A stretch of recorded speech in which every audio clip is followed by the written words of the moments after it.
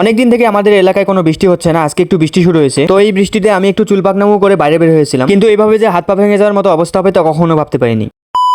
দুপুর 12টার দিকে একটু বাইরে বের হই। আজকের আকাশটা অনেক মেঘাচ্ছন্ন ছিল এবং ঠান্ডা ঠান্ডা আবহাওয়া ছিল। ভাই তাও ভালো, বেশ কয়েকদিন থেকে যে গরম। যাই হোক, এই ঠান্ডা ওয়েদারে গরম গরম সিঙ্গারা খেতে ইচ্ছে করে, এই জন্য ছোট ভাইরে দোকানে পাঠিয়ে দেই। তো আসাদ সিঙ্গারা আনার পর সেগুলো নিয়ে আসাদের বাসার পিছনে যাইতেছিলাম। মানে খাইতে খাইতে আর কি। যাই হোক, আসাদ নয়, আহাদের বাসার পিছনে এসে মানে সিঙ্গারাগুলো খাইতেছিলাম আর কি। ভাই সিঙ্গারাগুলো কিন্তু অস্থির, তাতে আবার গরম গরম ছিল। আর ভাই প্রাণ লাচ্ছিও কিন্তু ছিল। প্রাণ লাচ্ছি, খুব খাচ্ছি, আরাম পাচ্ছি। ভাই সত্যি বলতে লাচ্ছিটা খেতে আমার অস্থির লাগে। যাই হোক, এরপর একটু হালকা হালকা বৃষ্টি শুরু হয়ে যায়, এই জন্য আমি বাসায় যাইতেছিলাম। এই যে দেখেন, বাসায় আসার পরপরই মোটামুটি হালকা হালকা বৃষ্টি শুরু হয়ে যায়। 2000 years later. তো এই ইলশেগুড়ি বৃষ্টিতে বিকেলের দিকে একটু বড় ছাতা নিয়ে বের হই। মানে পিচ্ছিল রাস্তাতে পাকনামু করে পিছলে পড়ার জন্য বের হই। ভাই উড়নচন্ডী বন, বাসা কি আর থাকে। যাই হোক, খুব সাবধানতার সহিত আমি হাঁটতেছিলাম। গাইজ দেখেন শুধু, মাথা নষ্ট ওয়েদার। যাই হোক, এরকম করে জমি বাড়িতে হাঁটতে হাঁটতে অল্প একটুর জন্য পিছলে পড়া থেকে বেঁচে যাই। বেঁচে গেছি ভাই, আর একটু হলেই গেলাম ভাই।